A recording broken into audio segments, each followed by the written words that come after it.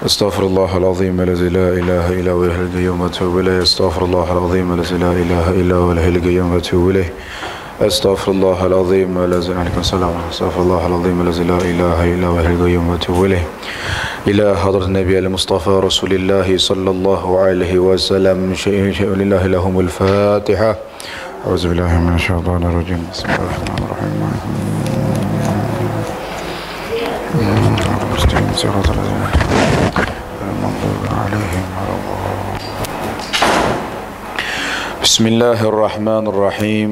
الحمد لله رب العالمين، والصلاة والسلام على أبي القاسم الأمين وعلى آله وصحبه أجمعين. قال رب اشرح لي صدري ويسر لي أمري واحلل عقدة من لساني. سبحانك لا علم لنا إلا ما علمتنا إنك أنت العليم الحكيم. ولا حول ولا قوة إلا بالله العلي العظيم. الله عليكم السلام. الصلاة والسلام عليك يا سيدي يا رسول الله. قد طاقت حلتي أنت وسلتي.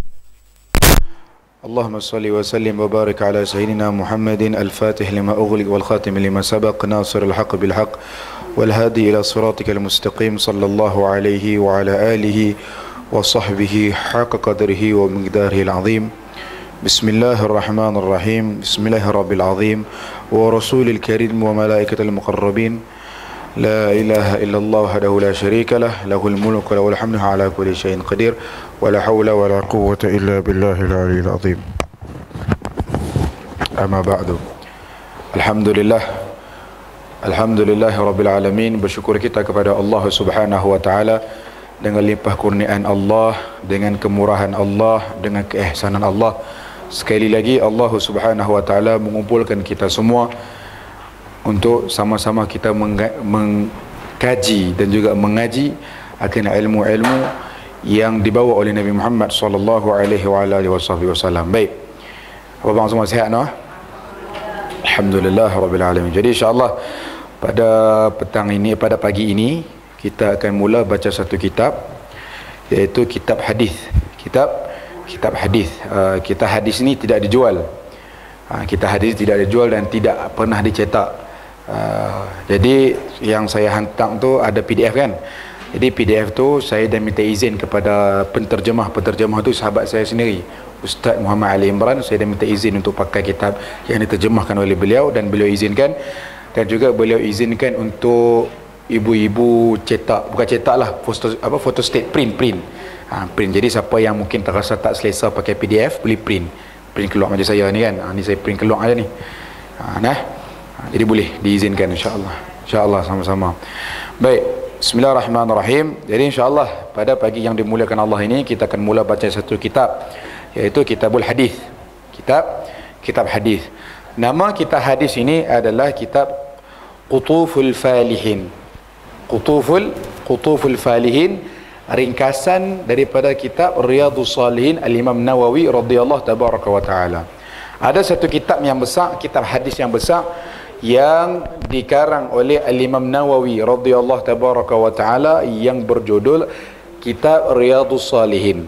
Kitab Riyadhus Shalihin tebal, memuatkan hampir lebih 5,000 hadis.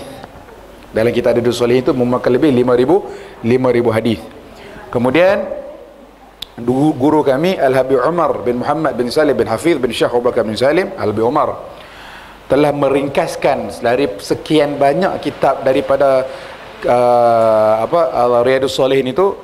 Beliau ringkaskan, ambil beberapa hadis. Jadi dalam tu mungkin ada 100 lebih hadis. Allahumma shalli ala sayyidina Muhammad dimuatkan dalam kitab ini. Kemudian beliau letakkan judul Qutuful Falihin. Qutuful Falihin bermaksud apa? Qutuf, buah-buahan. Qutuf, buah-buahan. Falihin, orang-orang yang berjaya. Kenapa dinamakan Qutuful Falihin, buah-buahan orang yang berjaya? Kerana kitab ini adalah ringkasan kepada Riyadhus Shalihin. Riyadhus Shalihin, apa maksud Riyadhus Shalihin? Taman-tamannya orang soleh, taman-taman orang soleh. Jadi bila kita sebut ada taman, ada pokok, ada buah. Jadi buah-buahannya orang-orang yang berjaya diambil daripada taman-taman orang yang soleh. Faham nah? Baik. Jadi kelas kita baca kitab hadis ni setiap hari Sabtu minggu ketiga, betul? InsyaAllah. Jadi kitab yang ada kat tangan kita ni adalah kitab kumpulan Al-Habib Umar bin bin Muhammad bin Salim bin Hafiz. Baik. Jadi insyaAllah kita akan mulakan baca kitab ni. Bismillahirrahmanirrahim. Siapa yang tak ada PDF boleh minta-minta dekat kawan-kawan dalam grup, insyaAllah dia hantarkan kitab PDF. Baik. Buka hadis yang pertama, hadisul awal, hadis yang pertama. Bismillahirrahmanirrahim.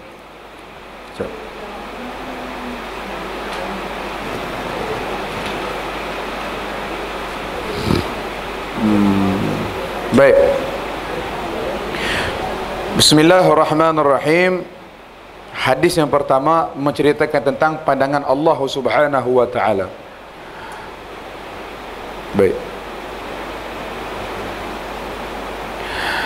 An Abi Hurairah Abdurrahman bin Sakhr radhiyallahu anhu qala Rasulullah sallallahu alaihi wasallam inna Allah la yanzuru ila ajsamikum wa la ila suwarikum walakin yanzuru ila qulubikum wa amalikum. Rawahul Muslim. An Abi Hurairah Abdurrahman bin Sakhr radhiyallahu anhu qala Rasulullah sallallahu alaihi wasallam inna Allah la yanzuru ila ajsamikum wala ila suwarikum walakin yanzuru ila qulubikum wa amalikum. Rawahu Muslim. An Abi Hurairah Abdurrahman bin Sakhr radhiyallahu anhu qala Rasulullah sallallahu alaihi wasallam inna Allah la yanzuru ila ajsamikum wala ila suwarikum walakin yanzuru ila qulubikum wa amalikum. Rawahu Muslim. Maksudnya daripada Abi Hurairah radhiyallahu anhu, Abdurrahman bin Sakhr meriwayatkan bahawa Rasulullah sallallahu alaihi wasallam bersabda, sesungguhnya Allah tidak melihat pada tubuh atau jasad kalian, juga tidak melihat pada luaran kalian, akan tetapi dia melihat pada hati kalian dan amal kalian. Hadis riwayat Muslim. Baik, kita tengok hadis yang pertama mengenai pandangan Allah Subhanahu wa taala. Jadi bila kita sebut pandangan Allah Subhanahu wa taala, hadis ini menceritakan tentang niat ataupun perihal hati. Apa maksud Allah hadis ini menceritakan Allahumma shalli ala sayyidina Muhammad perihal niat ataupun berkaitan dengan hati? Yaitu yang pertama harus kita fahami. Di sini dalam hadis ini disebutkan innallaha la yanzuru ila ajsamikum. Sesungguhnya Allah Subhanahu wa taala tidak memandang kepada tubuh kalian ataupun badan kalian. Di sini kita kena faham adalah Allahumma shalli ala sayyidina Muhammad, Allah tidak memandang kepada tubuh kita tidak bermaksud Allah tidak maha melihat. Kadang-kadang daripada hadis ini Allahumma shalli ala sayyidina Muhammad, ada orang yang salah faham bila kita kata Allah tidak memandang kepada tubuh kalian. Dia kata oh Allah tidak maha melihat. Allah tak melihat, tak maha melihat. Sedangkan Allah Ta'ala la yaghib anhu syai'. Allah Ta'ala mengetahui dan maha melihat setiap perkara yang terjadi di muka bumi. Bukan setakat muka bumi, di alam. Setiap pergerakan diatur oleh Allah. Setiap perkara ini diuruskan oleh Allah, diperhatikan dan juga diteliti oleh Allah Subhanahu wa Ta'ala. Kan? Bahkan ma tukhfi sudur, apa yang dalam hati kita saja Allah Ta'ala tahu. Jadi kita jangan salah faham bila dimaksudkan innallaha la yanzuru ila ajsamikum, Allah Ta'ala tak pandang pada tubuh-tubuh kalian, tidak bermaksud Allah Ta'ala tak, Allahumma sholli ala sayyidina Muhammad, Allah Ta'ala tak perhati, bukan. Tapi yang dimaksudkan tidak melihat di sini adalah apa? Allah Ta'ala tidak menghisap, tidak menghisap ataupun tidak mengira apa yang berada di tubuh kita, kan? Bukan bermaksud Allah Ta'ala tak melihat, bukan. Tapi Allah Subhanahu wa Ta'ala tidak menghisap ataupun tidak mengambil kira apa yang ada di tubuh kita, apa yang di badan kita. Kerana apa? Setiap pandangan Allah itu ada pahala, ada dosa. Jadi Allah Ta'ala tak akan bagi pahala dan Allah Ta'ala tak akan bagi dosa sekadar melihat tubuh kita. Kok dia ni tubuh elok sikit ke, putih, melepak, pahala lebih sikit kot. Tak. Dia ni kelam, kan, nampak duduk dalam hitam, duduk dalam gelap pun tak nampak, kan, nampak gigi je, pahala kurang sikit. Tak. Allah Ta'ala tidak menghukum sebegitu rupa. Allah Ta'ala tidak menghukum sebegitu rupa. Kau lah dia ni handsome sikit, dia ni lawa sikit, cantik sikit, dia ni pahala lebih sikit. Tak. Tapi tak dinafikan. Allah Subhanahu Wa Ta'ala disebutkan oleh para ulama bahawa terkadang rupa yang cantik akan Allahumma salli ala sallam menjadi salah satu perkara yang menenangkan hati. Ada 3 perkara yang menenangkan hati. Kalau kita duk serabut kepala, duk serabut otak kan, duk stres ni, pandanglah kepada 3 perkara ini. Disebutkan oleh para ulama dalam kitab Manhajus Sawi Ahli Habib Zaid bin Sumaid. Apa dia? Yang pertama, cari wajah yang cantik, wajah yang indah.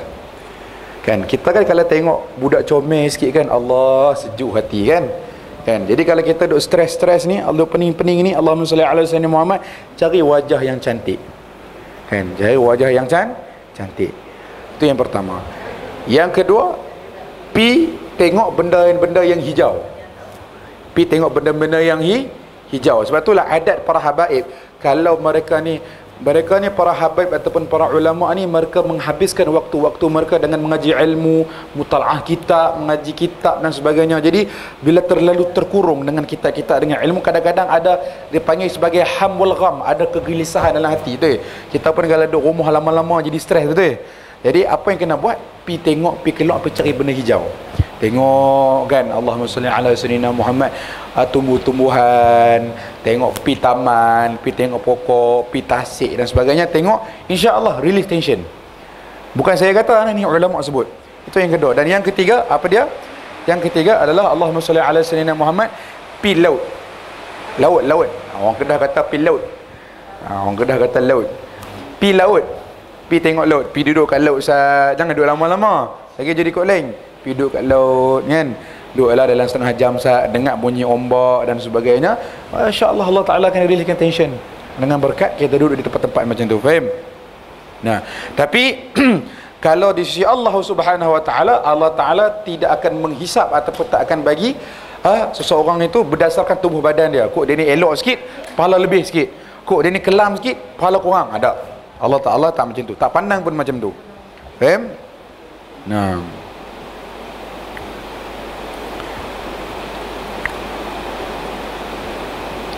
dan juga kitab ini, hadis ini menerangkan pasal apa? Menerangkan pasal kebergantungan amalan kita dengan niat. Sebab apa? Cuba tengok di sini. La yanzuru ila ajsamikum, Allah Ta'ala tak tengok pada badan kita. Wala ila suwarikum, ataupun pada gambaran tubuh kita. Kok dia ni muka Cina ke, muka Korea ke, muka Mak Saleh ke, pahala lebih sikit. Kalau hidung sepek muka Melayu, pahala kurang. Tak. Allah Ta'ala tak tengok gambaran macam tu. Kan? Walakin yanzuru ila qulubikum wa amalikum, tetapi apa yang Allah pandang adalah hati kamu. Bila kita sembang pasal hati, ibu-ibu, sebut saja hati, kita teringat satu benda. Apa dia? Bila berkaitan dengan hati, dia berkaitan dengan ibadah niat. Ibadah ni niat. Tidak ada satu ibadah yang lebih besar melainkan ibadah niat. Dengan niatlah dapat memisahkan antara adat dan juga ibadah. Sebagai contoh saya bagi, ini niat. Boleh tak kita tukar satu benda yang asalnya tak ada pahala, tak ada dosa, menjadi satu benda yang berpahala? Boleh tak? Boleh. Dengan apa? Dengan niat. Sebagai contoh, kita ni setiap hari mandi, betul? Setiap hari mandi kan, mandi masuk belayang. Kadang-kadang kita masuk belayang 2-3 kali sehari kan. Cubalah lepas ni kan, kalau kita nak masuk belayang, nak mandi, jangan mandi kosong-kosong, muka ayak, jangan.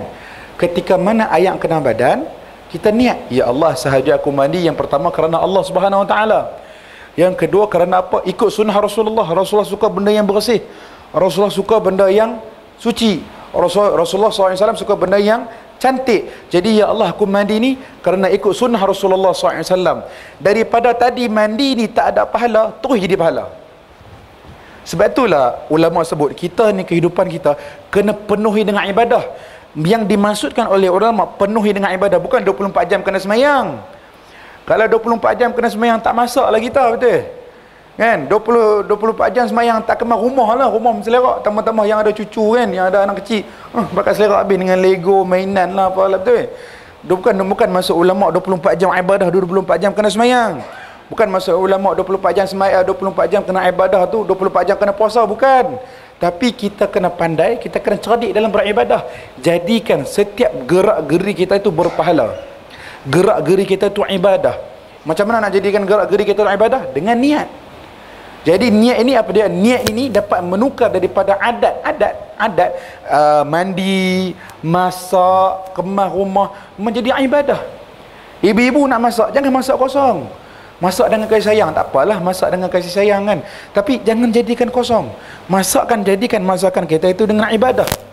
Ada seorang ulama, Allahumma sholli ala sayyidina Muhammad, datuk kepada Sayyidah Al-Imam Al-Qutub Ad-Da'i ila Allah Al-Habib Muhammad Al-Haddar. Al-Habib Muhammad Al-Haddar radhiyallahu tabaraka wa ta'ala mengajarkan anak muridnya, anak-anaknya, cucunya, ahli keluarganya dalam nak melakukan apa-apa saja kena niat. Niat soleh, niat baik. Tama-tama ibu-ibu. Ibu-ibu adalah madrasah kepada anak-anak. Apa yang ibu-ibu buat akan efek dalam rohani anak-anak. Jadi pastikan Allahumma sholli ala sayyidina, input kita yang kita bagi dekat anak-anak kita semua benda yang baik-baik. Sebagai contoh, nak masak untuk suami, misalnya Allahumma sholli ala sayyidina Muhammad, nak masak untuk anak-anak, pastikan setiap kali masak ni kita pasang niat. Sayyidah kan isterinya, zaujahnya Habib Ibrahim cerita kat saya, nak masak ada 300 niat. Nak masak tengah hari ini, nak masak ikan, nak masak gulai, nak masak kari, nak masak ayam masak merah, tu pun 300 niat. Bayangkan, orang yang makan tu akan efek apa pada rohani dia. Sebab itulah Imam Syafi'i kata, kalau kamu ziarah kepada orang soleh, makan biar banyak. Kalau orang soleh tu jamu makan, kena tambah. Tak dikira tak beradab kalau tambah dak. Kan kadang kalau kita pergi rumah orang nak tambah ni rasa malu, betul. Tapi kalau tidak kepada kalau kita ziarah orang soleh, pergi rumah orang soleh jamu makan bagi banyak. Sebab apa? Makanan yang disediakan tu adalah dawa, ubat bagi hati kita. Bayangkan Sayyidah masak 300 niat. Contohlah kalau ibu-ibu pergi ziarah Sayyidah lah kan, Allahumma sholli ala sayyidina Muhammad, Sayyidah jamu makan tengah hari kan, dia kan Sayyidah kan suka jamu roti kan, bagi roti kan. Nak masak roti pun 300 niat tuan-tuan, apa ibu-ibu. Siapa yang makan ni Allah Ta'ala bagi dia jadi orang beriman. Siapa yang makan ni Allah Ta'ala akan ruaskan rezekinya. Siapa yang makan roti ni Allah Ta'ala akan lapangkan dadanya. Siapa yang makan roti ni moga-moga Allah Ta'ala lunaskan hutangnya. Nampak? Niat. Dengan berkat kita makan ni Allah Ta'ala bantu kita. Itu amalan orang soleh. Itulah amalan ulama-ulama terdahulu, isteri-isteri mereka dalam mendidik rumah tangga mereka. Sebab itulah anak-anak mereka ni, ya Allah, kalau kita pergi tarim lah tuan-tuan, ibu-ibu, kalau kita pergi tarim, budak-budak kecil ni, budak umur 5 tahun, kalau Habib Umar buat majlis ni sebut ya Allah, budak 5 tahun teriak ya Allah, ya Allah, ya Allah. Tu sebab apa? Didikan rumah tangga mereka. Sikit satu cerita sebelum kita sambung lagi. Ada satu cerita seorang wali, nama beliau adalah Al-Imam Al-Habib Ali bin Muhammad bin Husain Al-Habsyi. Al-Habib Ali bin Muhammad bin Husain Al-Habsyi, Allahumma sholli ala sayyidina Muhammad. Beliau dididik daripada satu rumah yang mana rumah ini daripada wali-walinya Allah Subhanahu wa taala. Ayahnya wali, ibunya wali. Tapi poin yang saya nak ceritakan sini, bagaimana didikan ibunya kepada anaknya, kepada Habib Ali Habsyi, sehinggalah Habib Ali Habsyi boleh menjadi seorang imam, seorang wali. Bagaimana? Daripada kecil Al-Habib Ali cerita, mak dia ajak, kalau kamu nak apa, minta dekat Allah dulu. Faham tak? Minta dekat Allah dulu. Maksudnya kata apa macam ni? Contoh, anak main mengadu kita, mak lapar, nak makan, lapar. Kita tak kata lapar lah saat mak masak. Dia tak kata macam tu. Dia kata lapar lah saat kalau hang nak makan, doa dulu, ya Allah, cik lapar, nanti Allah Ta'ala bagi makan. Walau kat belakang mak dia siap makanan dah ni, dah sediakan makanan. Bila anak ada doa, ya Allah, saya lapar nak makan, tolong bagi rezeki. Dah doa dah. Nah, Allah Ta'ala kabulkan. Nah, baru dia bagi makanan. Nampak tak? Nampak simple. Tapi bayangkan kalau kita didik daripada kecil, anak-anak dididik dengan apa? Tawakal kepada Allah, berserah diri kepada Allah. Apa-apa pun minta ke Allah dulu, dahulukan Allah dulu, barulah minta ke makhluk. Begitu juga kita perempuan, ibu-ibu sekalian, Allahumma sholli ala sayyidina Muhammad. Nak minta apa, jangan terus direct kepada manusia. Minta dekat Allah dulu. Walaupun kita rasa benda tu urgent lah, katakanlah benda tu urgent sangat ni, lala ni nak, orang kadang kata lala ni nak lala ni, minta dekat Allah dulu. Ya Allah, saya ni dalam kesusahan, ya Allah, tolonglah permudahkan urusanku, ya Allah, ya Allah, ya Allah, ya Allah. Barulah pecek telefon, tekan telefon, ni tolong, boleh minta tolong Ustaz tak? Baru minta kat manusia. Jangan dahulukan manusia dulu, dahulukan Allah dalam setiap urusan kamu. InsyaAllah Allah Ta'ala mudahkan segala urusan kita. InsyaAllah. Jadi hadis yang pertama ini menerangkan tentang ibadah niat. Tidak ada ibadah yang paling besar melainkan ibadah niat. Bahkan setiap amal kita tak akan dikira oleh Allah tanpa niat. Syarat ataupun rukun ibadah adalah niat. Nak solat kena niat, tak niat macam orang kata apa? Macam duk tunggang terbelik, rukuk sujud macam tunggang terbelik biasa. Tak dapat pahala, tak dapat apa. Faham? Begitu juga nak puasa kena niat, nak haji kena niat, nak zakat kena niat, nak sedekah kena niat, nak apa pun setiap ibadah yang nak dilakukan dalam agama Islam kena ada niat. Dan niat pula bukan sekadar satu. Contohlah Allahumma salli ala sayyidina Muhammad hari Sabtu, Ahad, Isnin nak puasa katakan. Ini saya nak anjurkan dalam bulan Muharram ni jangan lepas banyakkan berpuasa. Sebab apa? Disebutkan dalam hadis, satu hari berpuasa dalam bulan Muharram sama dengan 30 hari puasa di bulan yang lain. Besarnya ganjaran puasa di bulan-bulan Muharram. Satu hari puasa di bulan Muharram pahalanya seperti 30 hari puasa di bulan lain. Baik, katakan kita nak puasa hari Isnin ni, puasa sunat. Kita niat nawaitu sawmaudin sunnah lillahi subhanahu wa ta'ala, kita niat macam tu. Tapi jangan jadikan satu niat saja, buat banyak niat. Ya Allah, saja aku niat puasa lillahi subhanahu wa ta'ala, dan aku niat ini kerana ikut Nabi Muhammad SAW. Aku niat ini kerana aku cinta kepada Rasulullah. Aku puasa ini kerana letak beberapa jenis niat. Tak jadi masalah. Ibu-ibu yang bekerja pagi-pagi subuh nak keluar pergi kerja, sambil duk tekan minyak duk bawa kereta tu niat, ya Allah, saja aku keluar ni mencari rezeki untuk keluarga aku, saja aku keluar cari kerja ni nak cari rezeki untuk anak-anak aku, sahaja. Bayangkan sekala kita niat-niat yang soleh, Allah Ta'ala akan pandukan setiap urusan kita akan dipermudahkan Allah. Sebab tu kadang-kadang urusan ya Allah permudahnya urusan sebab apa? Berkat niat kita. Al-Imamul Haddad radhiyallahu tabaraka wa ta'ala, Al-Imam Haddad Sahibul Ratibul Haddad, penghulu orang yang tulis Ratibul Haddad, cerita apa? Kami tak akan izinkan anak-anak kami keluar melainkan mereka telah membaca hampir 200 niat. Budak-budak nak keluar pergi main bola, kata 200 niat. Niat apa? Niat-niat yang baik. Niat dia ajak anak dia niat, saja aku keluar kerana apa? Nak riadah, kerana riadah ni salah satu sunnah Rasulullah. Saja aku niat kalau aku keluar ni aku nampak orang susah, aku akan tolong dia. Saja. Masukkan berbagai jenis niat. Dengan niat akan bertukar daripada kebiasaan menjadi ibadah. Faham nah ibu nah? Jadi penting. Jadi saya ajak hari ni niat. Pasal ini sangat-sangat penting. Bahkan disebutkan oleh Rasulullah SAW dalam satu hadis. Apa dia? Rasulullah sebut, okey, ada satu hadis Rasulullah Nabi SAW sebut apa dia? Qala Rasulullah SAW, akthara syuhadai ummati ashabul furush wa rubba qatilin baina sufaini Allahu a'lamu binniyatihi. Apa dia? Kata Nabi Muhammad SAW, kebanyakan orang yang mati syahid di kalangan umatku ashabul furush. Siapa dia ashabul furush? Orang yang meninggal atas katil. Kebanyakan umatku, kata Nabi Muhammad, ni hadis ni, akthara, kebanyakan syuhadai ummati, orang yang mati syahid di kalangan umatku ashabul furush, orang yang matinya atas katil. Warubba, kemungkinan qatilin baina safain, orang yang perang zaman dulu ni kan, orang yang perang zaman dulu ni mereka terbunuh, kita tak tahu apa niat mereka. Mungkin niat mereka mati syahid sebab nak bangga ke, niat mati syahid sebab nak apa ke, kita tak tahu. Tapi orang yang matinya atas katil, insya-Allah confirm mati syahid. Confirm mati syahid. Jadi kebanyakan orang yang mati syahid di kalangan umat Rasulullah ashabul furush, orang yang meninggal atas katil. Sebab itulah orang yang meninggal waktu tidur ni orang mati syahid, tuan-tuan. Tenang je dia mati. Kan? Tenang, tak ada menghadapi satu sakaratul maut di ambang kematian yang amat menyesakan. Dia meninggal macam tu. Kan?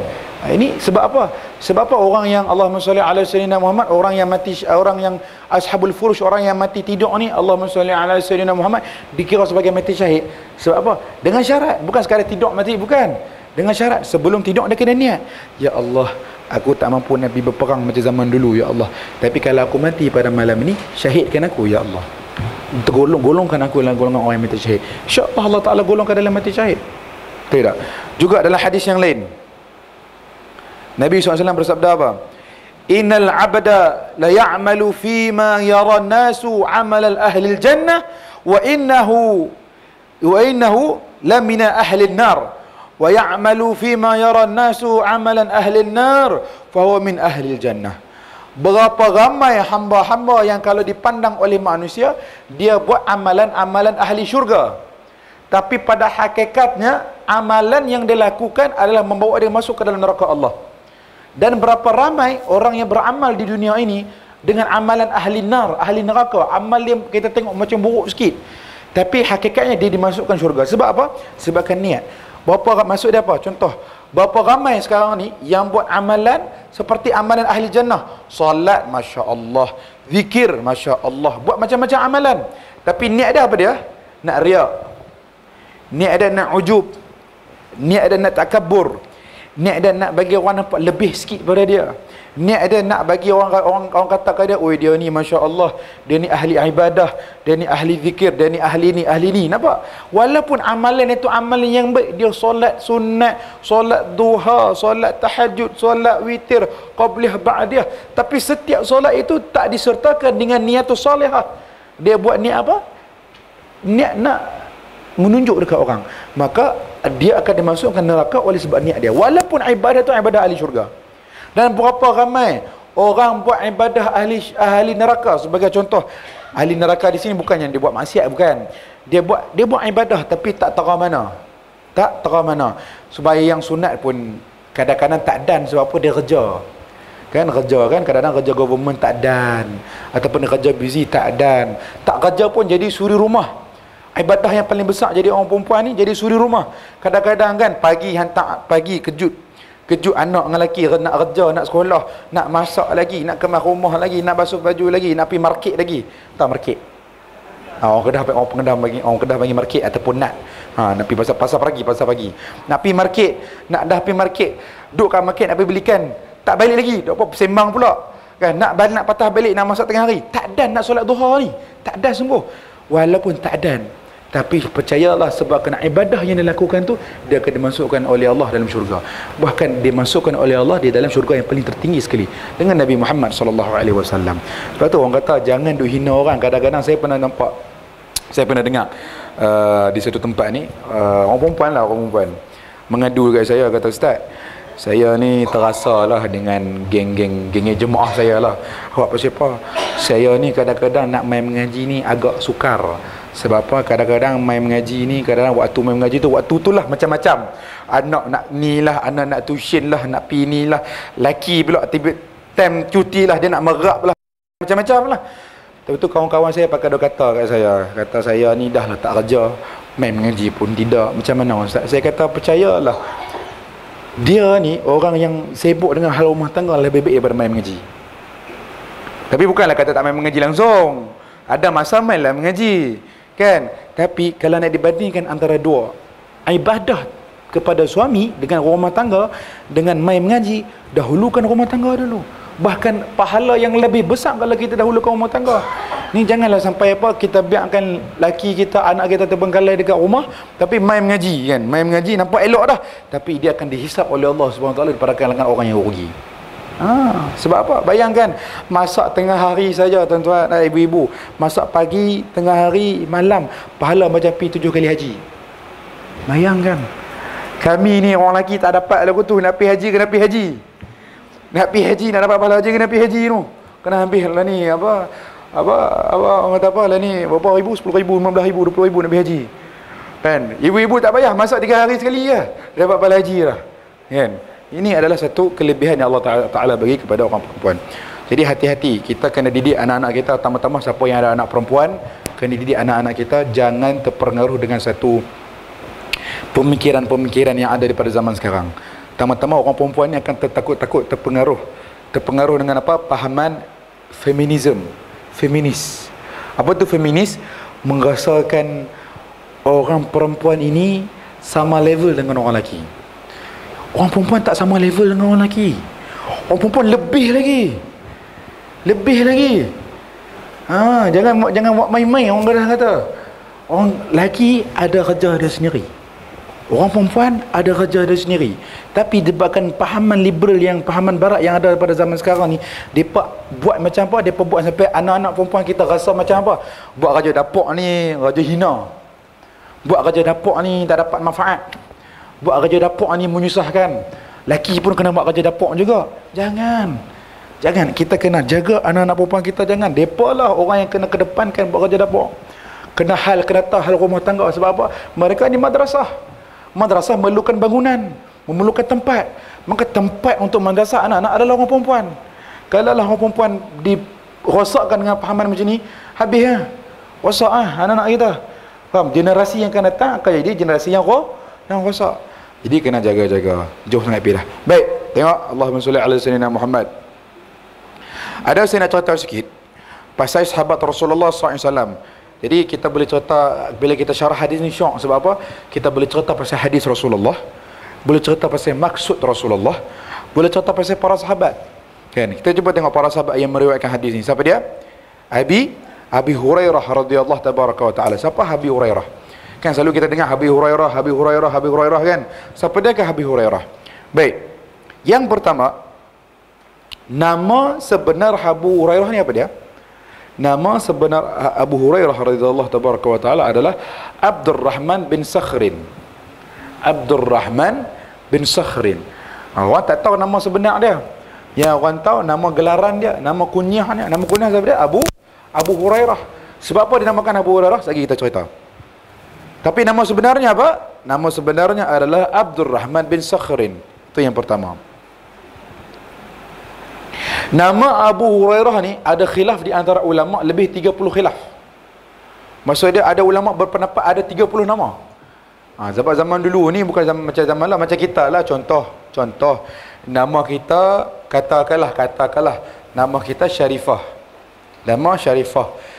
Pi kat masjid ni orang panggil Kak Pah. Pi masjid ni orang panggil Kak Ipah. Pi masjid ni orang panggil Kak Wan. Pi masjid ni orang panggil Pah saja. Pi masjid ni orang panggil I saja. Tak?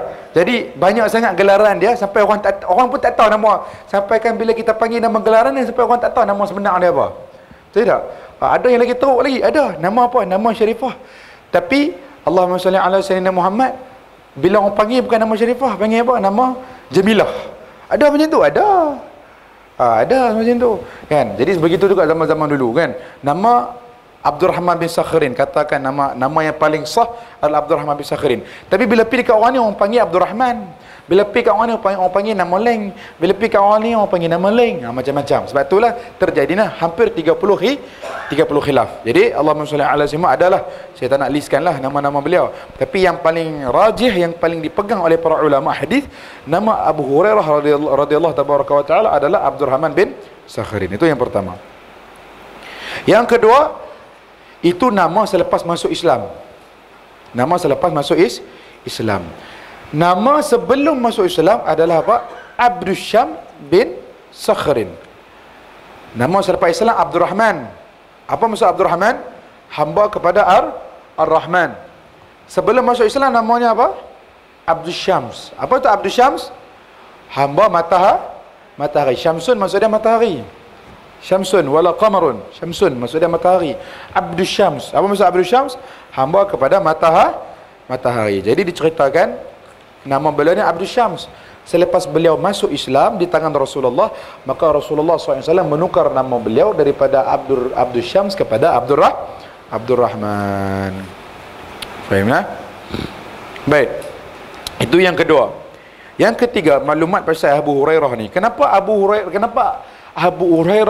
Hurairah dinamakan dengan Abu Hurairah? Disebutkan oleh Imam Nawawi.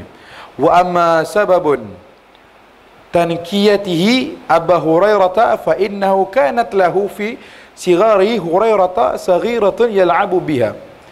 Sebab apa? Yang pertama, ada dua pendapat. Pendapat yang pertama adalah Abu Hurairah ni zaman kecil-kecil dia suka main dengan kucing. Pantang nampak kucing dia main. Pantang nampak kucing dia main. Macam anak-anak kita lah, nampak kucing kecil kan dia main kan. Tapi kena jaga-jaga juga, sebab pernah saya tengok budak-budak tak tahu dia ambil kucing comel, anak kucing kan. Dia ambil kucing, dia baling. Dia baling kat mana? Baling longkang. Budak-budak kan. Jadi salah satu sebab kenapa dinamakan Abu Hurairah dengan Abu Hurairah, sebab Allahumma salli ala sayyidina Muhammad, dia ni Allahumma salli ala sayyidina Muhammad, waktu kecil-kecil dia suka main dengan kucing. Itu pendapat yang pertama. Pendapat yang kedua, anna an-nabiy sallallahu alaihi wasallam rahu fi kammihi hurrah faqala lahu ya Abu Hurairah. Sebab apa? Pendapat yang kedua, satu hari Nabi sallallahu alaihi wasallam keluar berjalan. Bila keluar berjalan, berjumpa lah dengan si Abu Hurairah. Bila jumpa dengan si Abu Hurairah, tengok-tengok dalam kammu, dalam lengan baju dia. Lengan baju ni jubah orang dulu-dulu besar. Rumah macam ni besar lagi ni. Siapa yang pernah pergi Mesir, tengok kan baju-baju pacik-pacik kat sana kan. Macam ni kola bulat tu besar kan. Besar macam tu. Jadi boleh masuk kan. Perayuk pun boleh masuk kan.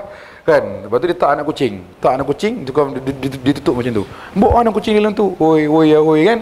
Maka Nabi SAW nampak. Nabi tersenyum, Nabi kata, ya Abu Hurairah, wahai orang yang suka main dengan kucing. Sebab itulah Abu Hurairah dinamakan dengan Abu Hurairah. Baik. Itu yang ketiga. Yang keempat, maklumat pasal Abu Hurairah ni apa dia? Abu Hurairah radhiyallahu tabaraka wa taala satu-satunya sahabat yang paling banyak meriwayatkan hadis Nabi sallallahu alaihi wasallam. Paling banyak meriwayatkan hadis Rasulullah sallallahu alaihi wasallam. Berapa banyak? Beliau Abu Hurairah telah meriwayatkan hadis 5,374 buah hadis. Berapa banyak? 5,374 buah hadis yang beliau riwayatkan daripada Nabi Muhammad sallallahu alaihi wa ala alihi wasallam. Banyak tak? Banyak. Kita nak hafal satu hadis pun merap. Kan? Kita nak hafal satu hadis pun merap. Penat. Kan? Kadang-kadang satu hadis ni ambil masa sebulan nak hafal. Kan? Tapi Allahumma salli ala sayyidina Abu Hurairah radhiyallahu taala menghafal lebih daripada 5,374 buah hadis, dan tidak ada para sahabat yang lebih banyak menandingi beliau. Tak ada. Beliau yang paling unggul. Satu-satunya sahabat yang paling banyak menghafal, ataupun yang paling banyak bukan menghafal, yang paling banyak meriwayatkan hadis Rasulullah sallallahu alaihi wasallam. Faham dah? Sebab apa? Sebab apa Abu Hurairah ni paling banyak riwayat hadis? Bukankah Sayyidina Abu Bakar As-Siddiq paling banyak duduk dengan Nabi? Kan? Sebab apa? Siapa yang pernah pergi umrah, kita pun pernah pergi haji, pernah ziarah Rasulullah lah, pasti makruf dengan gelaran ni, dengan nama ni. Apa dia? Ashabus Suffah. Pernah tahu Ashabus Suffah? Ashabus Suffah, saya tak pernah pergi umrah, saya tak pernah pergi haji. Doa-doa lah insya-Allah, moga-moga Allah Taala kabulkan, amin. Kan? Ashabus Suffah, kalau siapa yang pernah pergi ziarah Rasulullah SAW, ketika mana kita ziarah Rasulullah di makam Rasulullah, kan makam Rasulullah SAW berhadapan dengan makam Rasulullah di belah kanan sikit. Ini apa yang saya dapat pada guru saya lah. Kan, saya tak pernah pergi, tapi guru saya cerita. Saya percaya je lah. Kan, Allahumma salli ala Muhammad. Ada satu tempat dulunya dipanggil sebagai Ashabus Suffah. Apa itu Ashabus Suffah? Ashabus Suffah ni adalah gelaran kepada para sahabat Rasulullah yang kerja mereka duduk dengan Nabi saja. Tak ada rumah, tak ada isteri, tak ada makan, tak ada minum. Kerja mereka duduk dengan Nabi SAW. Hidup mereka, mati mereka duduk dengan Nabi SAW. Itu dipanggil sebagai Ashabus Suffah. Mereka berapa orang? Berapa orang Ashabus Suffah? Ada 70 orang. 70 orang. Lepas itu dia duduk tak mana? Dia duduk kat situ lah. Depan rumah Rasulullah tu, bukan rumah, ada orang Kedah panggil pangking tau, pangking macam dia macam gazebo tapi tak ada bumbung. Macam pangking, macam apa, kayu macam tu je, lapang macam tu je. Pangking, orang Kedah panggil pangking. Sini panggil apa? Pangking juga kan? Pangking ni, Allahumma salli ala Muhammad. Pangking juga kan? Pangking lah kan? Pangking je, dia duduk situ lah, berbumbungkan langit, berlantaikan tanah. Kan? Allahumma salli ala Muhammad. Itu Ashabus Suffah. Kerja dia buat apa? Duduk dengan Nabi SAW saja. Makan dengan Nabi, tidur dengan Nabi. Allahumma salli, bukan tidur dengan Nabi lah maksudnya. Nabi tidur, mereka tidur. Nabi makan, depa makan. Depa makan apa yang Nabi makan. Itu saja. Kerja depa. Jadi Abu Hurairah radhiyallahu taala salah seorang daripada Ashabus Suffah. Jadi dah duduk kerja, depa duduk dengan Nabi. Kerja depa perhati Nabi lah. Duk perhati Nabi. Nabi keluar, Nabi masuk. Nabi cakap, Nabi diam. Nabi tidur, Nabi bangun. Nabi solat, Nabi ibadah. Itu je kerja depa. Sebab itulah Abu Hurairah radhiyallahu taala juga orang yang paling kuat ingatannya. Sebab itulah Abu Hurairah radhiyallahu taala orang yang paling banyak meriwayatkan hadis daripada Nabi Muhammad sallallahu alaihi wasallam. Juga disebutkan apa dia? Salah satu sebabnya juga adalah sebab inna ikhwanana minal muhajirin kana yashghaluhum as-safqul bil aswaq. Sesungguhnya para sahabat-sahabat kami di kalangan orang muhajir. Siapa orang muhajir?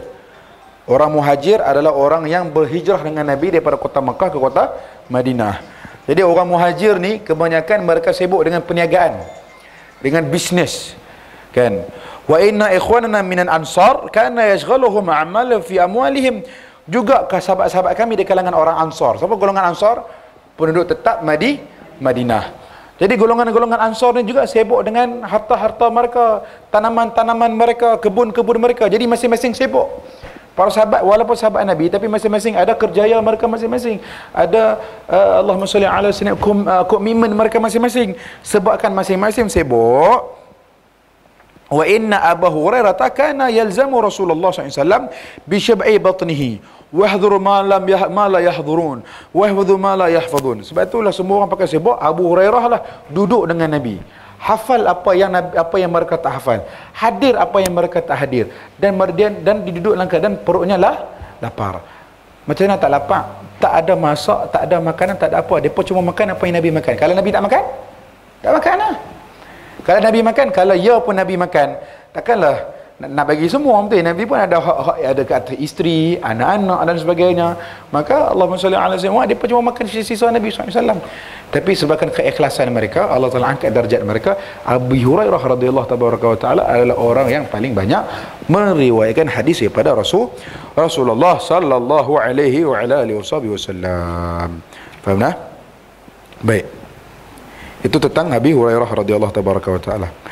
Baik, sedikit syarah daripada hadis ini yang saya nak highlightkan dekat sini adalah Allahumma salli ala sayyidina Muhammad mengenai perihal niat. Sebab hadis ni dia lebih menerangkan daripada kita adalah mengenai niat. Faham? Insya-Allah bunyi tu. Salim. Baik. Kalau masa kami mengaji dengan Syekh Zainal Asri dulu, Allahumma salli ala sayyidina Muhammad, dalam kuliah Syekh hari Khamis malam Jumaat, Syekh Zainal Asri baca kitab Syama'il Muhammadiyah. Tengah-tengah ada baca Syama'il tu qasidah. Tengah-tengah qasidah ada phone tu bunyi. Tengah-tengah qasidah tu Syekh suruh berhenti. Saya kata, phone siapa yang bunyi tu? Tutup Ustaz, saya kata. Kalau dia bunyi lagi pergi keluar. Saya kata macam tu. Sebab apa? Sebab walaupun macam tu dia mengganggu guru dan dia akan menyebabkan hilangnya keberkatan. Keberkatan. Tu baru Syekh Zainal Asri. Kalau Syekh Nuruddin mampu yang kenal.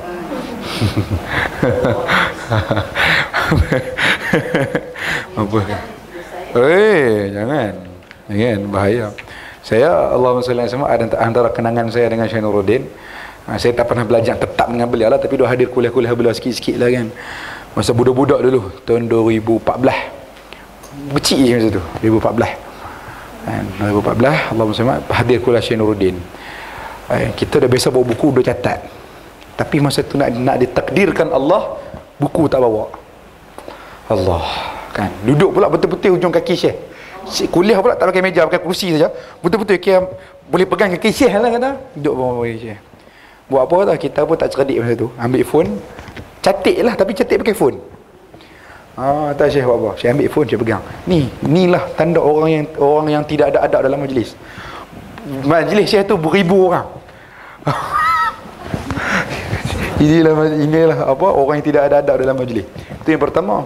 Yang kedua pula, sama juga keadaannya. Saya duduk betul-betul kat kaki Syekh. Alhamdulillah, kalau saya pergi kuliah apa, saya tak pernah duduk belakang. Saya kena dahulukan duduk depan. Nak dapat berkat lebih sikit. Duduk depan Syekh. Kebetulan belakang Syekh ni ada satu jam masjid. Tapi jam masjid tu cantik kan. Jadi saya sambil duduk kuliah tu, mata saya ni duduk perhati jam. Sebab cantik. 24 jam.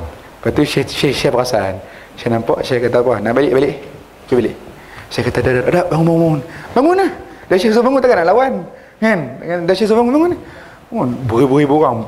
Masa tu macam daging muka nak jatuh. Oi, malu, jangan. Itu Syekh Nuruddin. Bukan dia pemarah kita, dia buat itu dia sayang. Sebab dia penajak kita adab dengan akhlak. Kan? Kalau orang yang tak faham, merajuk dah. Apa Syekh ni? Untuk guru apa marah halau orang. Kalau orang bodoh. Kalau orang tak cerdik.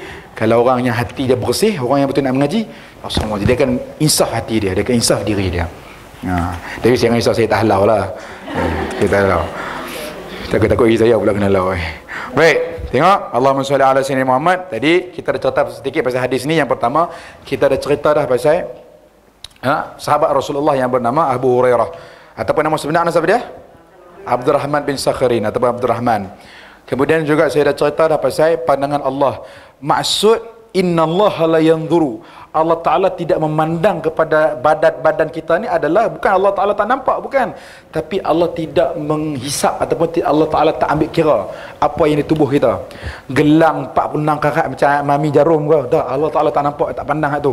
Tak pandang juga gambaran kita. Koklah hari ni pakai teludung telekung market RM10. Hari ni pakai telekung Khadijah. Kan? Yang pakai telekung Khadijah lebih sikit. Tak ada. Allah Ta'ala tak pandang tu. Yang Allah pandang adalah hati kita. Bagaimana hati kita. Kan?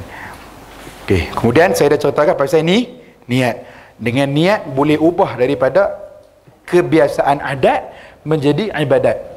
Faham? Jadi ingat pesanan saya, Allahumma salli ala Muhammad, nak buat apa pun pastikan dengan niat. Jangan lepas ni biar waktu kita kosong. Tak mahu kita ni umat Nabi Muhammad diberi ganjaran ataupun diberi Allahumma salli ala sayyidina Muhammad diberi kelebihan oleh Allah. Umur kita ni tak sampai 100 tahun macam umur umat dulu ribu riban kan, ribu umur dia sampai beratus-ratus umur dia kan. Tapi kita ni Allahumma salli ala sayyidina Muhammad buat ibadah sikit je tapi ganjaran dia banyak. Sebagai contohlah hari terakhir Zulhijjah kan. Dalam hadis disebutkan siapa yang berpuasa hari terakhir bulan Zulhijjah dan berpuasa satu Muharram pada awal tahun, maka kifarah Allah Ta'ala akan lebur dosa dia umur bagi 50 tahun. Selama ni 50 tahun kita hidup ni, Allah Ta'ala leburkan dosa 50 tahun. Hadis sahih yang diriwayatkan oleh Hafsah. Hadis sahih Nabi Muhammad SAW disebutkan dalam kitab Kanzul Surur. Siapa yang puasa dapat lah. Tapi siapa yang tak puasa sebab tak larat ke ada kerja ke apa, boleh ni, jangan lepas, banyakkan puasa, menyangkan puasa pada Allahumma salli ala sayyidina Muhammad bulan Muharram. Juga disebutkan dalam satu hadis. Saya cerita sikit lah kan kelebihan beramal ni.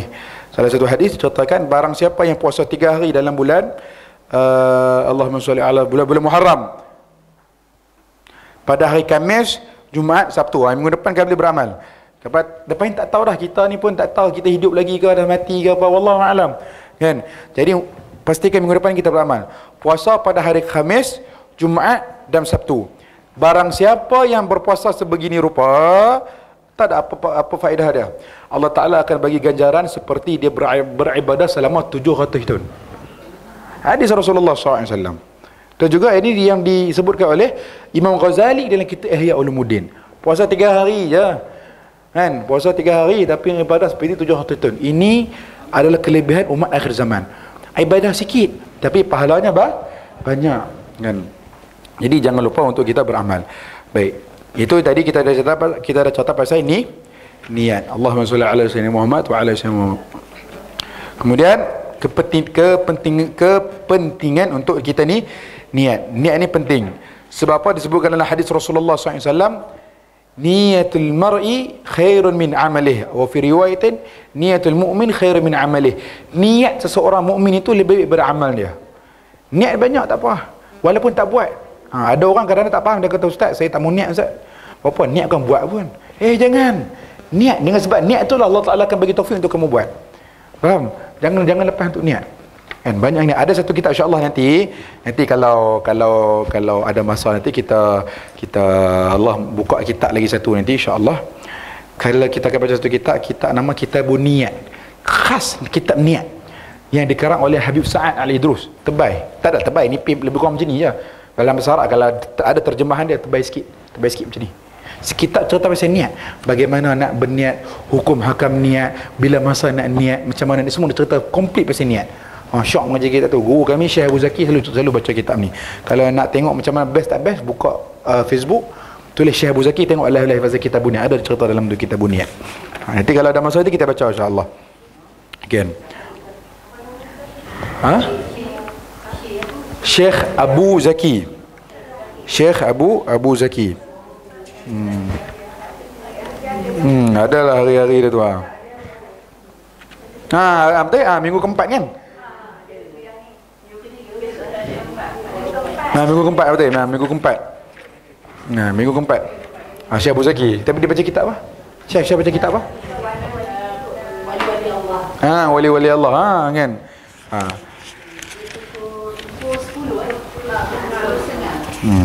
Baik. Jadi Allahumma shalli ala sayyidina Muhammad. Maksud daripada hadis ini adalah apa? Apa yang Allah Ta'ala, apa yang Nabi SAW nak cuba sampaikan daripada sini, hadis ini adalah, ingat, setiap benda Allahumma shalli ala sayyidina Muhammad adalah berkaitan dengan niat, dan anggota tubuh yang paling agung adalah hati. Kan orang katakan kan akal. Akal ni di mana ibu-ibu? Cuba teka. Akal di mana? Di mana ke posisi akal? Otak, kepala, kan? Disebutkan oleh para ulama. Ada beberapa pendapat. Tapi pendapat yang paling saya pribadi nak jadi jangan kata ustaz ni begini. Ini pribadi saya. Saya lebih suka mengatakan akal itu di hati. Akal itu di hati. Sebab apa ustaz akal di hati? Ya akal di hati. Samanya orang tunjuk akal di kepala. Ni saya nak tunjuk. Ada dalil dia. Disebutkan dalam ayat Quran. Apa dia? Allahumma shalli ala sayyidina Muhammad. Disebutkan dalam ayat Quran. Apa dia? A'udzubillahi minasyaitonir rajim. Afalam yasiru fil ardi fatakuna lahum qulubun yaqiluna biha. Apa dia? Lahum, mereka mempunyai qulubun, hati, yaqiluna biha, hati yang berakal, yang mana berfikir atas perkara tersebut. Hati ni berfikir, hati ni berakal. Allah Ta'ala sebut dalam Quran, lahum qulubun yaqiluna biha, mereka mempunyai hati, Allahumma sholli ala sayyidina Muhammad, yang menggunakan akal untuk berfikir. Kan? Jadi bila Allah Ta'ala tanya dalam Quran, afala ta'qilun, adakah kamu tidak berakal? Bermaksud apa dia? Adakah kamu tidak mempunyai akal untuk berfikir dengan hatimu? Juga adalah dalam ayat yang lain Allah Ta'ala sebut, inna fi dzalika la dzikra liman kana lahu qalbun. Mufassir menyebutkan, ahli tafsir menyebutkan apa? Akal. Jadi posisi akal adalah di hati. Tapi ada tak orang kata akal di kepala? Ada. Imam Abu Hanifah kata akal di kepala. Tapi saya secara pribadi, jangan salahkan saya pula, saya pribadi, saya lebih suka kata apa? Akal ini di hati. Tapi dengan hatilah kita dapat mengaturkan segala benda. Di kepala ada otak, tapi akal ni bukan ada organ, betul? Akal ni ada organ tak? Akal tak ada organ. Tapi di manakah posisi akal? Akal adalah dengan di hati. Sebab kadang-kadang Allahumma sholli ala sayyidina Muhammad, apa yang kita fikirkan berbeza apa yang di hati. Betul tak? Betul tak? Apa yang kita fikirkan kadang-kadang berbeza dengan apa yang di hati. Tapi kita kedahulukan apa? Akal ke hati? Kita kedahulukan hati kita. Itu pendapat yang pertama lah. Ada juga pendapat yang lain. Itu saya tak mahu masuk tu lebih sikit. Nanti kalau pembahasan tu, itu pembahasan pasal akal, pemikiran dan sebagainya, itu jauh lagi. Tapi saya pribadi, saya lebih suka mengatakan akal ini di hati. Dengan hatilah kita pakai untuk menentukan dan menimbangi antara satu perkara dengan satu perkara yang lain. Pakai hati, kan? Tapi jangan ikut hati sangat. Orang tu kata ikut hati hati. Masuk orang tu ikut hati tu adalah emosi. Bukan ikut hati, bukan. Ikut hati tu maksudnya ikut emosi. Itu jadi cerita apa? Batu belah batu bertangkup, kan? Biarlah aku dimakan batu belah batu bertangkup. Merajuk sebab makan telur apa? Telur apa?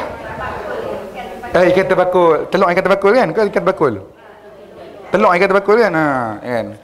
Tu mak saya. Mak lah dia kata, mak ni tengok lain marah pula. Mak dia kata jangan main-main dengan mak ni, kadang-kadang benda yang kecil-kecil pun dia terasa. kan. Sebab yang pertama sebab ibu, yang kedua sebab perempuan. Jadi gabung perempuan dengan ibu ni, Allahu Akbar, kan.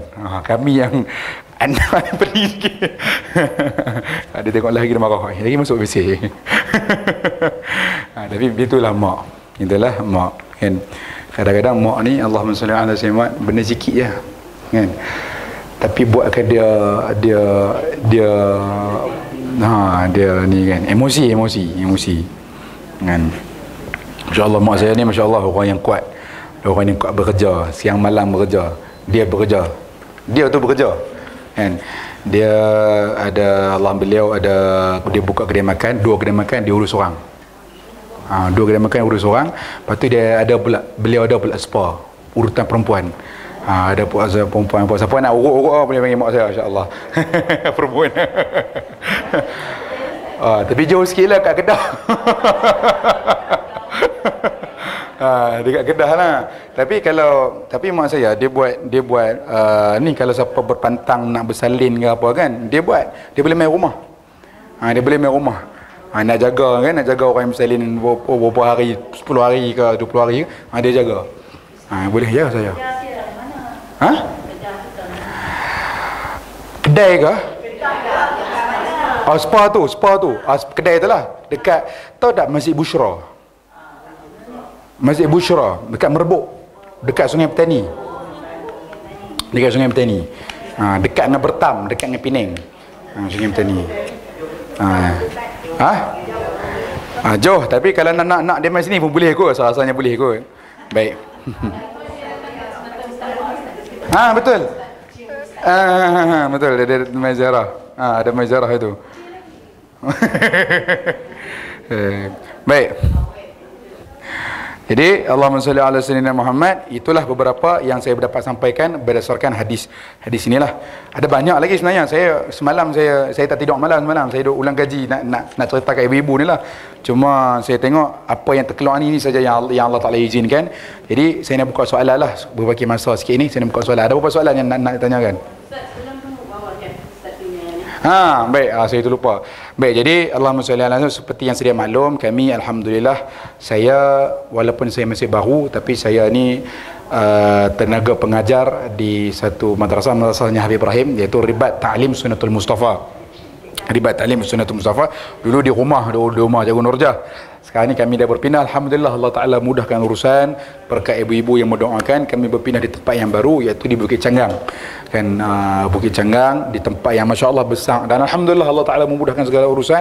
Tapi kami masih lagi memerlukan dana dalam membeli, sebab kami harganya pun sedia maklum, kan, harga dia 1.5 juta, dan kami tak beli semua lagi, kami bayar sikit-sikit. Tapi juga orang kata apa, perjanjian yang kami buat itu sepatutnya kami kena bayar cepat lah.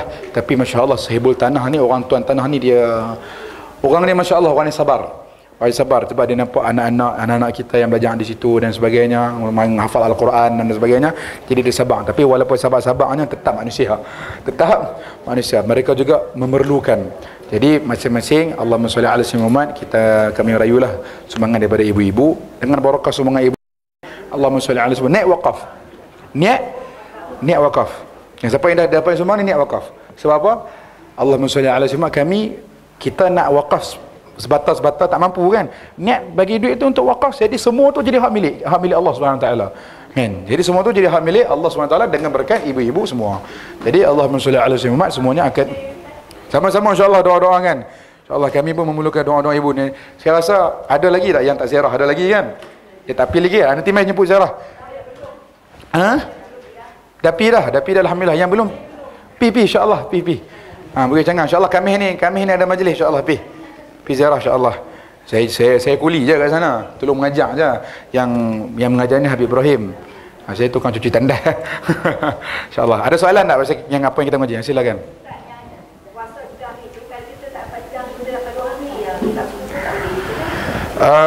Yang disabitkan, yang dinaskan 3 hari.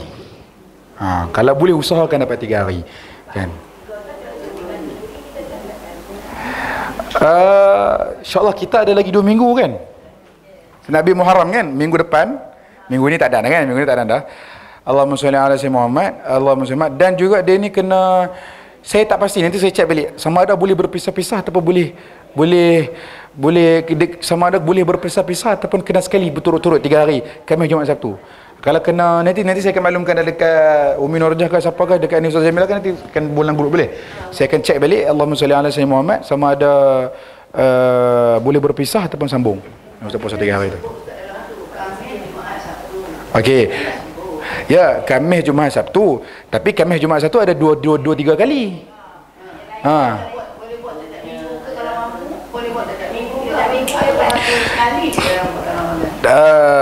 Allahumma salli ala sayyidina Muhammad. Puasa ni yang nak dapat pahala ni buat sekali dah cukup dah. Buat sekali dah cukup dah. Tapi cara nak berpuasa tu, cara dia kena berterusan 3 hari betul-betul, Khamis, Jumaat, Sabtu terus, ataupun boleh ni esok Khamis, Jumaat, Sabtu, mungkin minggu depan 2 hari Khamis, Jumaat, lepas Sabtu ada kenduri, lepas tu minggu depan sambung lagi Sabtu. Mungkin boleh berpisah-pisah. Cara nanti saya tak pasti. Nanti saya cek balik, saya tanya dekat guru saya, tengok kalau apa nanti jawapan dia saya bagi. Ada soalan lain?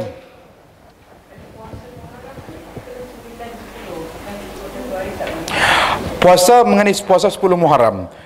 Puasa 10 Muharram, kenapa antara kisah disyariatkan, bukan disyariatkan lah, yang dianjurkan oleh Rasulullah puasa 10 Muharram adalah satu hari Rasulullah SAW nampak seorang Yahudi ni berpuasa pada 10 Muharram. Maka Nabi SAW bertanya, kenapa kamu puasa pada 10 Muharram? Maka orang Yahudi ni sebut, kami puasa 10 Muharram sebab inilah hari Allah Ta'ala selamatkan Nabi Musa daripada Fir'aun. Jadi 10 Muharram ni banyak benda-benda berlaku. Kalau nak nanti kita buat ceramah nanti insya-Allah, ceramah 10 Muharram. Banyak kisah-kisah yang berlaku pada 10 Muharram. Antaranya apa? Hari itulah Allah Ta'ala selamatkan Nabi Musa dengan Fir'aun.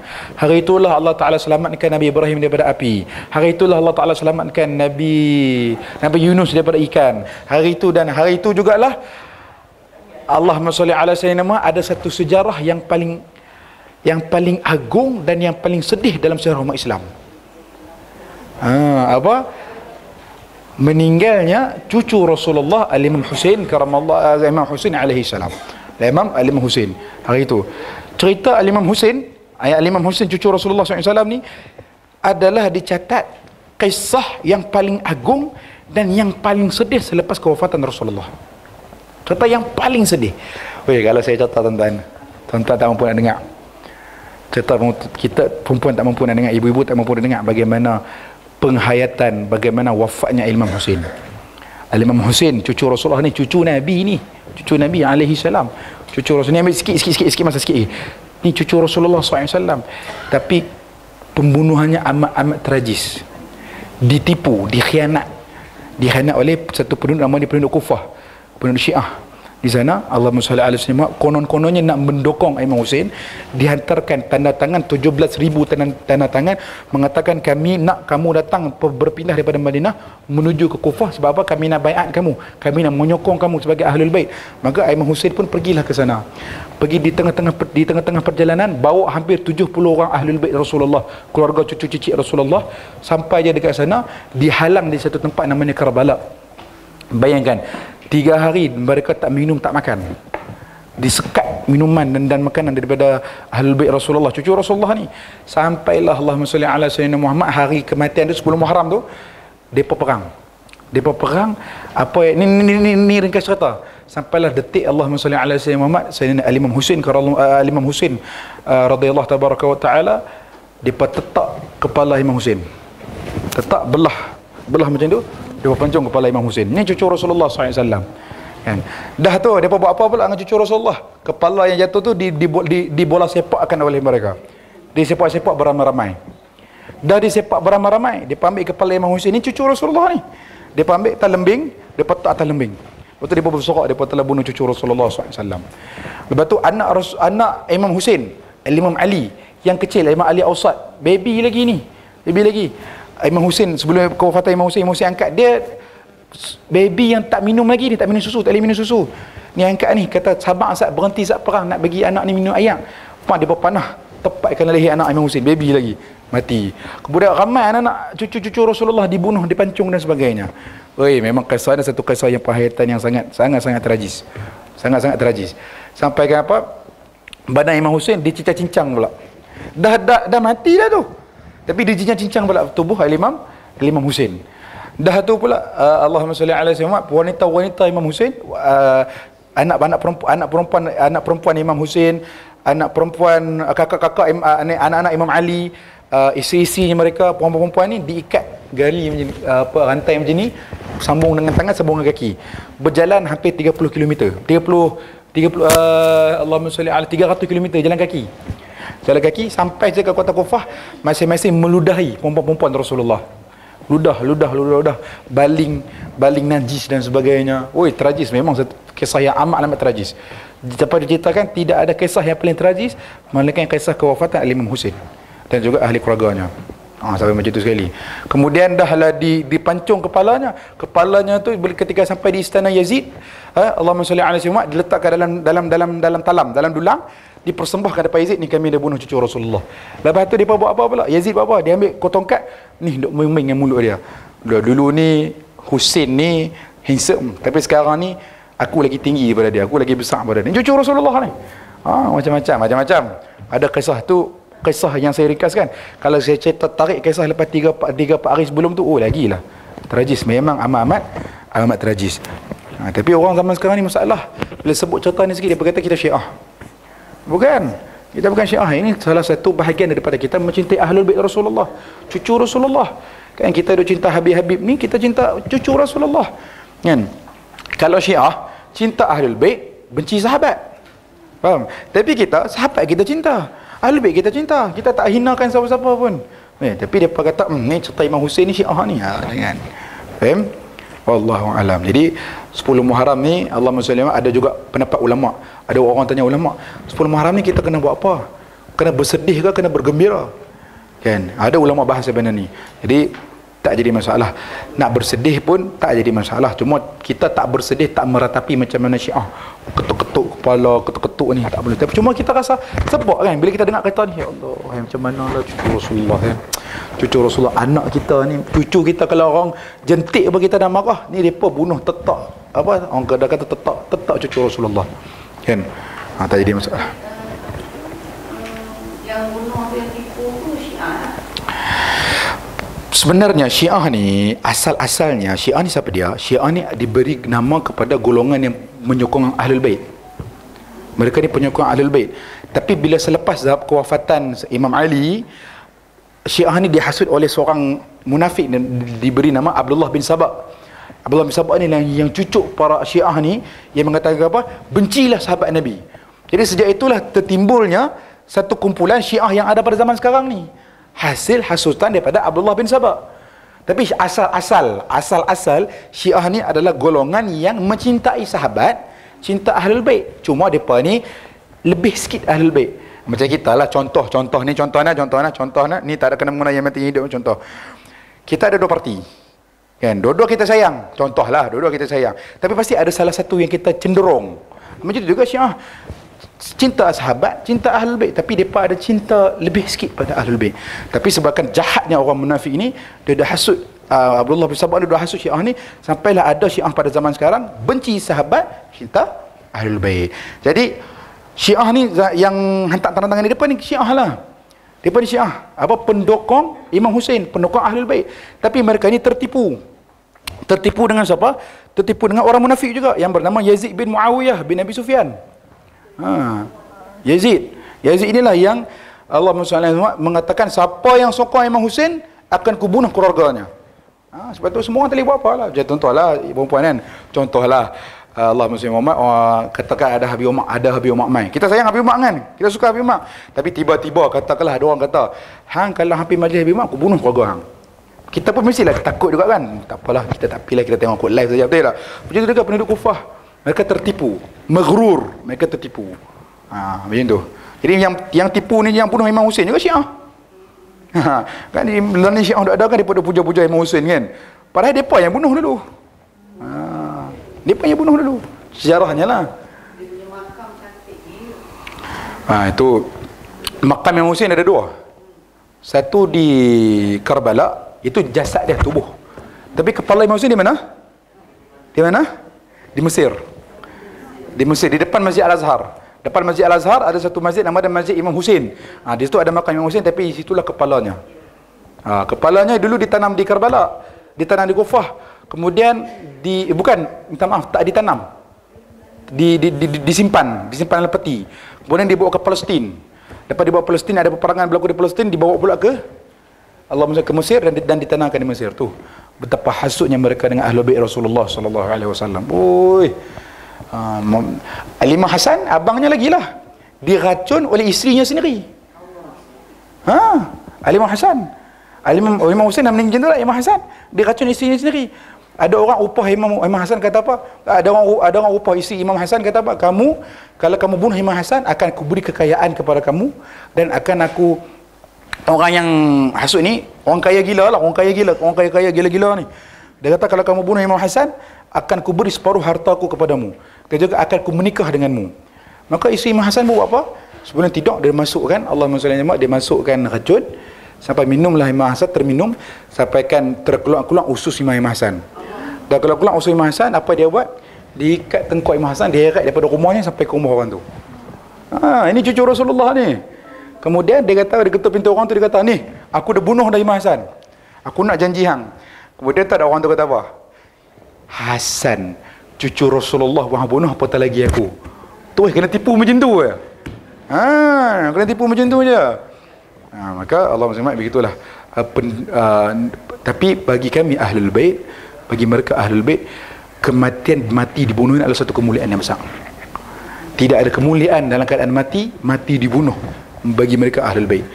Mati dizolimi, mati dibunuh adalah mati yang paling agung. Kita ni kalau kita mati dizolimi, katakanlah kita mati terzolim, kita lah dapat mati yang paling teragung. Begitu juga Ahlul Bait Rasulullah sallallahu alaihi wasallam. Sampai sekian itu sajalah kuliah kita pada pagi ini. InsyaAllah kita akan sambung bulan depan, InsyaAllah. Wabillahi taufiq wal hidayah. Wassalamualaikum warahmatullahi wabarakatuh. Assalamualaikum warahmatullahi wabarakatuh. Al-Fatihah. Bismillahirrahmanirrahim. Alhamdulillah rabbil alamin. Sallallahu alaihi wa ala sayyidina Muhammad wa ala ali sayyidina Muhammad. Allahumma ighfir lana dhunubana wa li walidina wa lil muslimina wal muslimat wal mu'minina wal mu'minat birahmatika ya arhamar rahimin. Allahumma inna nas'aluka ziyadatan fid din wa barakatan fil umur wa ziyadatan fil jannati wa sa'atan fil rizqi wa taqabbal al-maut wa sharatan al-maghfirata ba'da al-maut wa 'afwan al-hisab wa amana min al-adhab wa nasima min al-jannah wa razaqna an-nadhara ila wajhil karim. Allahumma habib nabiyyaka Muhammadan sallallahu alaihi wasallam fina, sallallahu alaihi sayyidina Muhammad wa ala sayyidina alhamdulillah rabbil alamin. Minta maaf, minta ampun lebih kurang terlajak masa sikit, minta maaf nah. Moga-moga kita semua diberkati oleh Allah SWT. Amin Allahumma amin.